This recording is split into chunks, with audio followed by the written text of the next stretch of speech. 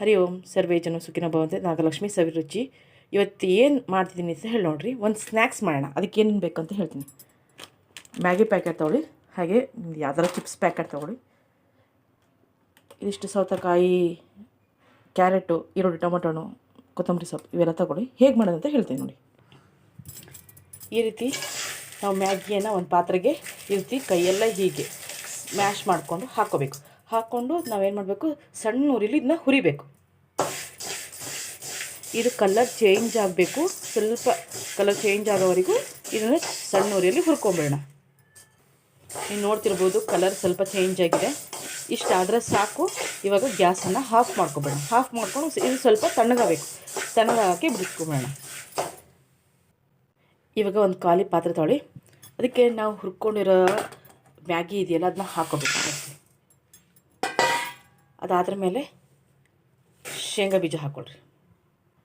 ಇವಾಗ ಇದಕ್ಕೆ ಎಷ್ಟು ಬೇಕೋ ಅಷ್ಟು ಟೊಮೊಟೊ ಹಣ್ಣು, ಈರುಳ್ಳಿ, ಆಮೇಲೆ ಕ್ಯಾರೆಟು, ಆಮೇಲೆ ಸೌತೆಕಾಯಿ ಇದು ಮಾಡ್ಕೊಂಡಿದ್ದೀವಲ್ಲ, ತುರ್ಕೊಂಡಿದ್ದೀವಲ್ಲ, ಇದನ್ನೆಲ್ಲ ನಿಮ್ಗೆ ಎಷ್ಟೆಷ್ಟು ಬೇಕೋ ಅಷ್ಟು ಹಾಕ್ಕೊಂಬಿಡ್ರಿ.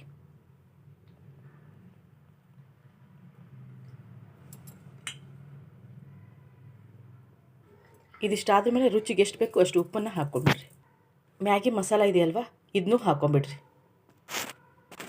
ಇವಾಗ ಒಂದ್ಸಲ ಮಿಕ್ಸ್ ಮಾಡ್ಕೊಬಿಡ್ರಿ ಎಲ್ಲನೂ.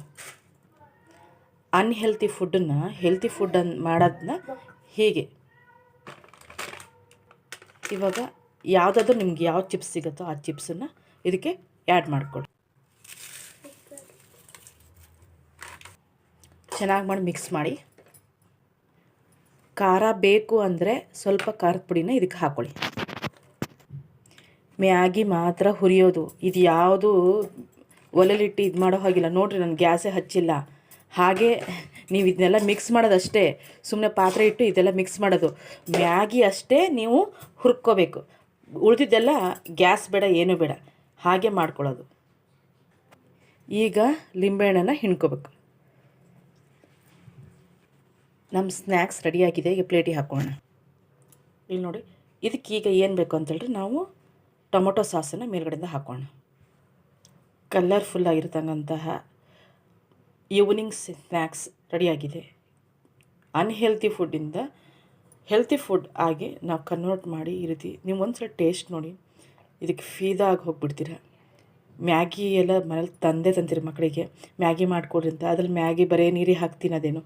ಈ ರೀತಿ ಒಂದು ಮ್ಯಾಗಿನ ಹುರ್ಕೊಳ್ಳೋದು. ಆಮೇಲೆ ಎಲ್ಲ ಹಸಿ ತರಕಾರಿಗಳನ್ನ ಹಾಕಿ ಅದನ್ನು ಬೇಯಿಸೋದು ಬೇಡ, ಏನೂ ಬೇಡ, ಹಾಗೆ ಹಾಕಿ ಶೇಂಗದ ಕಾಳು ನಾನು ಹಾಕಿದ್ದೀನಿ. ಬೇಕು ಅಂತೇಳ್ರೆ ಹೆಸರು ಬೇಳೆನ ಸ್ವಲ್ಪ ಹಾಗೆ ಫ್ರೈ ಮಾಡಿ ಅದನ್ನೂ